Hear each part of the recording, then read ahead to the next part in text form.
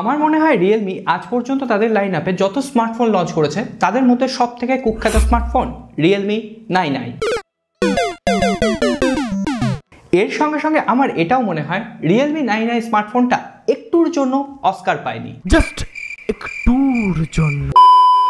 ভাবছেন তো রিয়েলমি 99 কি দোষ করলো, এত খিল্লি করছি? কারণ আছে বস।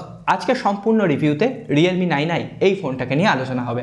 আজকেরটা কোনো কম্প্যারিজন ভিডিও নয়, তবে হ্যাঁ এই সমস্ত কম্প্যারিজন ভিডিও আসছে। অলরেডি রিয়েলমি 99 ফোনটার সঙ্গে রেডমি নোট 11 ফোনটা কিন্তু আমি টেস্ট করে নিয়েছি। এর সঙ্গে সঙ্গে ইনফিনিক্স নোট 11s ফোনটার সঙ্গেও কিন্তু এর টেস্টিং হয়ে গেছে। তবে হ্যাঁ আজকের এই ভিডিওতে শুধুমাত্র রিয়েলমি 99কে নিয়েই খেলা হবে। তাহলে আর দেরি কেন, চলুন খেলা শুরু করি। রিয়েলমি স্মার্টফোন কোম্পানিটা বেশ ভালোই কাজ করছিল, তারপরে অতি চালাকের গলায় দড়ি। রিয়েলমি 99 ফোনটা হচ্ছে রিয়েলমি 8i ফোনটার সাকসেসর। রিয়েলমি 8i এই ফোনটাতে আমরা পেয়েছিলাম মিডিয়াটেকের হিলিও G96 প্রসেসর, আর রিয়েলমি 8i আমরা পেলাম কোয়ালকম স্ন্যাপড্রাগনের প্রসেসর। অবশ্যই একটা গ্রেট অ্যাচিভমেন্ট রিয়েলমির জন্য। কিন্তু দাঁড়ান, এত আনন্দ পাওয়ারও কিচ্ছু নেই। এখানে রিয়েলমি ইউজ করেছে কোয়ালকম স্ন্যাপড্রাগন 680 প্রসেসর, যেটা একটা 6 ন্যানোমিটার টেকনোলজি বেস প্রসেসর। হ্যাঁ, মিডিয়াটেকের Helio G96 12 nanometre technology base processor ছিল, আর এটা 6 ন্যানোমিটার টেকনোলজি প্রসেসর। এখনই আপনাদের মনে হতে পারে দুর্ধর্ষ গেমিং পারফরমেন্স পাওয়া যাচ্ছে, দুর্ধর্ষ অ্যাপ্লিকেশন ওপেনিং স্পিড পাওয়া যাচ্ছে। দাঁড়ান বস, এখনো টাইম হয়নি। মিডিয়াটেকের হিলিও G96 প্রসেসরটা মোটামুটি 3,39,000 Antutu বেঞ্চমার্ক স্কোর করে। অন্যদিকে রিয়েলমি 99 যে স্মার্টফোনটা সেটার স্কোর এসছে মাত্র 2,46,000।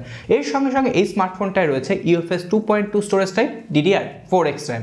এখন আপনারা বলবেন তাহলে 6 ন্যানোমিটার টেকনোলজি দিয়ে ফায়দাটা কোথায় হলো? ফায়দাটা হলো এই প্রসেসরটা পাওয়ারফুল না হোক, পাওয়ার এফিশিয়েন্ট, যেটা কম ব্যাটারিতে আপনার এই ফোনটাকে অনেকক্ষণ লং লাস্টিংয়ে কিন্তু ব্যাকআপ দিতে পারবে। পাওয়ারফুল এবং পাওয়ার এফিশিয়েন্ট এই দুটো ব্যাপারের মধ্যে পার্থক্যটা কিন্তু বোঝার চেষ্টা করবেন। হ্যাঁ, তার মানে কি আমরা এখানে খুব খারাপ পারফরমেন্স পেয়েছি? একদম নয়। এখানে ডেইলি লাইফে যে আমরা নর্মাল অ্যাপ্লিকেশনগুলো ইউজ করি, social media, Facebook, Twitter, Instagram, এইগুলো নর্মালি হ্যান্ডেল করতে পারছিল, সেগুলো নিয়ে কোনো রকম অসুবিধা নেই। অ্যাপ্লিকেশন ক্র্যাশ করার মতো কোনো ব্যাপার নেই। এছাড়াও র্যাম ম্যানেজমেন্ট ওভারঅল ঠিকঠাক ছিল। এখানে মোটামুটি 7 থেকে 10টা অ্যাপ্লিকেশন আপনি কিন্তু ব্যাকগ্রাউন্ডে রান করতে পারছিলেন। তারপরে যদি আপনি অ্যাপ্লিকেশন খোলেন তখন সেক্ষেত্রে র্যাম একটু ক্র্যাশ করছিল, সেটা বাজেট লেভেলের ফোনে করে। কিন্তু হ্যাঁ, গেমিং পারফরমেন্সে বেশ কিছুটা ঘাটতি রয়েছে। এখানে আমি পাবজি টেস্ট করেছি, ইন্ডিয়ান মার্কেটে যেটা BGMI, এর সঙ্গে সঙ্গে NFS টেস্ট করেছি, কল অফ ডিউটি টেস্ট করেছি। NFS মোটামুটি প্রথম দিকে একটু ল্যাগ করলেও পরবর্তীতে স্টেবল হয়ে যাচ্ছিল, খেলা যাচ্ছিল, ভালো মতো খেলা যাচ্ছিল। এবং কল অফ ডিউটির ক্ষেত্রেও আমি বলবো মোটামুটি HD গ্রাফিক্স সেটিংসেও সেটা প্লেবেল ছিল। কিন্তু হ্যাঁ, এখানে যখন আমি BGMI খেলতে গেলাম তখন কিন্তু সেটা স্মুথ এবং হাই গ্রাফিক্স সেটিংস পর্যন্তই সাপোর্ট করে। এখানে কিন্তু HD সাপোর্টও আপনি পাবেন না। তো সেক্ষেত্রে গেমিং পারফরমেন্স একদমই এভারেজ ছিল পাবজির ক্ষেত্রে বা BGMI এর ক্ষেত্রে।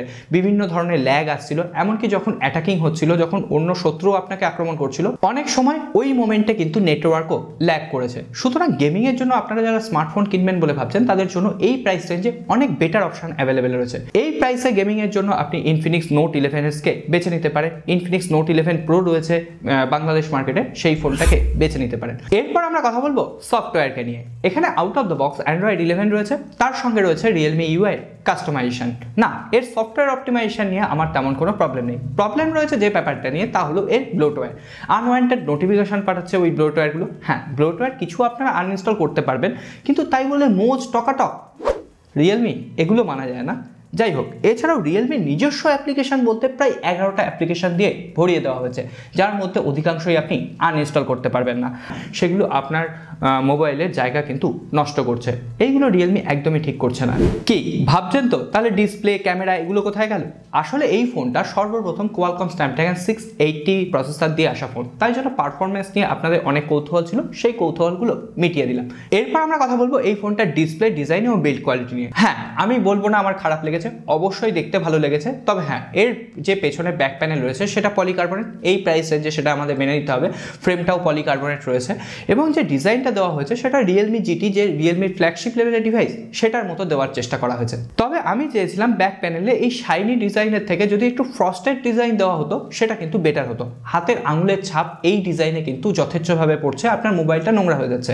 তাই জন্য বলবো বক্সে যে ব্যাক কভারটা রয়েছে সেটা লাগিয়ে অবশ্যই ইউজ করুন।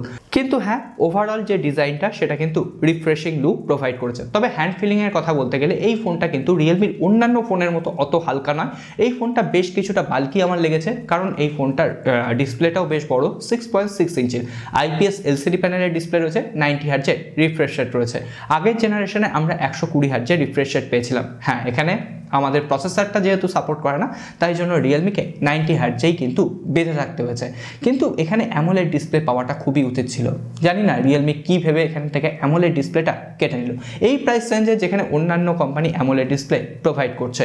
এর সঙ্গে সঙ্গে এখানে কিন্তু যে পাঞ্চ হোলটা দেওয়া হয়েছে সেটাও কিন্তু আমার একটু হলেও বড় লেগেছে। এছাড়াও এখানে ড্রাগন টেলের গ্লাস প্রোটেকশন দেওয়া হয়েছে। হ্যাঁ, দিনের বেলা যখন আপনি আউটডোরে যাবেন তখনও এর ভিজিবিলিটি ঠিকঠাক ছিল, কিন্তু হ্যাঁ, ডাইরেক্ট সানলাইট যখন আপনার ফোনের ওপর পড়বে তখন কিন্তু একটু হলেও ভিজিবিলিটির অভাব হয়। কিন্তু হ্যাঁ, সেটা সবসময় আপনাকে অতটাও বিরক্ত করবে না।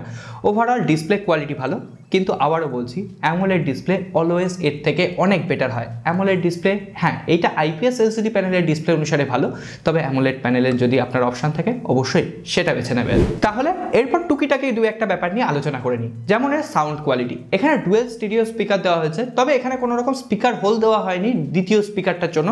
এখানে যে এয়ার পিসটা রয়েছে সেখান থেকে আপনার ওই সাউন্ডটা আসছে। বটম ফায়ারিং যে স্পিকারটা সেটা থেকে আওয়াজ জোরে আসে, এবং ওপরের যে স্পিকারটা রয়েছে এয়ার পিসের সেটা থেকে আওয়াজটা একটু কম আসে। যাই হোক, ওভারঅল স্পিকার বা সাউন্ড কোয়ালিটি ভালো ছিল, লাউড ছিল, এবং সেখানে কোনো রকম ডিস্টরশন আমি লক্ষ্য করিনি। তবে আওয়াজটা একটু চাপা আসে মনে হয়, কিন্তু সেটা আপনি যদি অন্যান্য এই প্রাইস রেঞ্জে ফোন ইউজ না করে থাকেন, সেই চাপা আওয়াজটা আপনি কিন্তু অতটা অনুভব করবেন না। এরপরে আরও একটা সুযোগ রয়েছে, এখানে আপনি dedicated micro SD card slot পাচ্ছেন, অর্থাৎ আপনি চাইলে আপনার ফোনের মেমোরিকে মাইক্রো এসডি কার্ডের সাথে বাড়িয়ে নিতে পারেন। এছাড়াও এখানে 5 জিবি পর্যন্ত ভার্চুয়াল র্যামের সাপোর্ট রয়েছে। কিন্তু ভার্চুয়াল র্যাম কতটা কাজ করছে সেটার একটা পরীক্ষা হয়ে যায়। এখানে দেখুন, আমি কিন্তু 5 জিবি ভার্চুয়াল র্যাম বাড়িয়ে নিয়েছি, কিন্তু তারপরে যখন আমি এখানে এলাম এবং এখানে এসে দেখুন আমি একটা সেন্সর অ্যাপ্লিকেশন ব্যবহার করছি, ডিভাইস চেকার বলে। সেখানে যখন আমি ভার্চুয়াল র্যামে আসছি, এখানে ভার্চুয়াল র্যাম দেখাচ্ছে 10 জিবি, কিন্তু 5 জিবি আমি বাড়িয়েছি, তারপরে 3 জিবি দেখাচ্ছে। এটা কোথাও নিশ্চয়ই গলদ আছে, হয় এই অ্যাপ্লিকেশনে গলদ আছে, না হলে রিয়েলমির গলদ আছে। এরপরে ক্যামেরা সেকশনে যাওয়ার আগে সেন্সারকে নিয়ে একটু কথা বলি।